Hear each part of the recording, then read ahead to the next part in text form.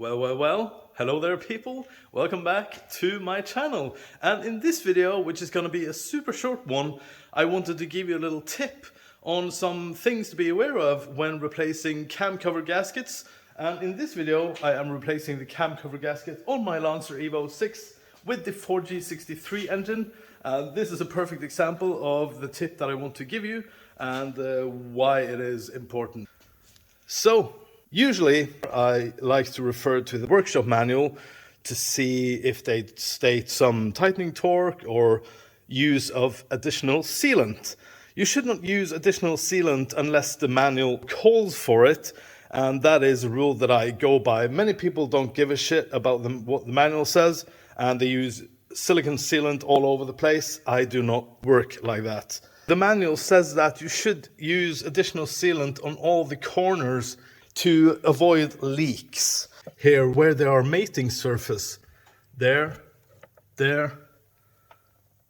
down there, and also on the surface there where the half moon is, I have put sealant on all the specific areas where the manual states. Here you have the manual. Use additional sealant where the cam sensor is and the front where the camshafts go through the cam cover on the corners there. And they specify to use 3-bond 1207D, which is basically the same that I have here. The original Mitsubishi sealant is super expensive. I think it was about 80 euros for one tube. And I paid like 20 for the L-Ring Durco HT, which is the exact equivalent of sealant that Mitsubishi calls for. I just put it on the gasket itself. I didn't put it on the metal because I thought it was easier.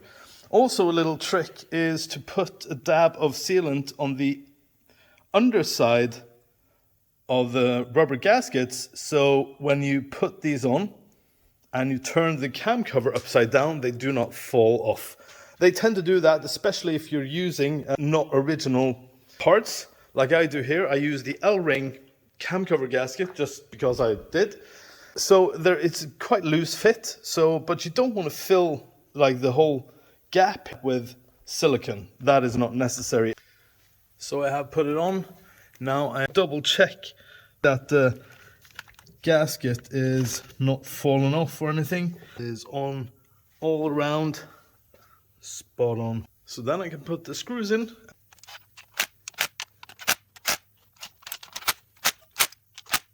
So I do the star pattern, pull it down evenly before you start using the correct torque. We are using 3.4 Newton meters. Do the star pattern.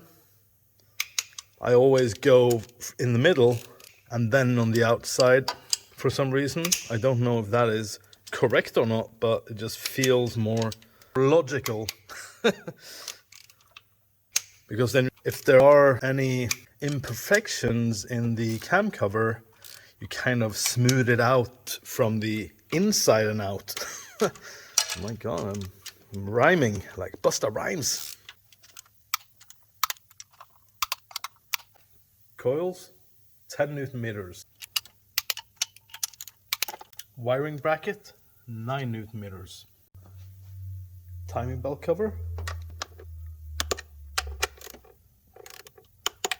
11 Newton meters. Spark plug cover, 3 Newton meters. On left-hand drive cars, throttle cable bolts, 4 Newton meters.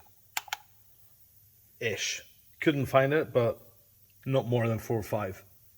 Wiring harness, couldn't find it. Use your head. It's plastic, aluminum, 2 Newton meters. One thing that remains, of course, give it a wipe down. I mean, we're not kindergarten here. We want our cars to be tidy.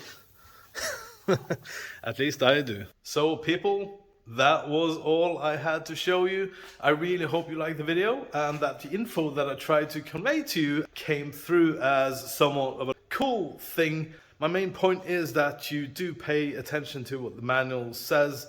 In 99.99% of the times, they do state stuff for a good reason.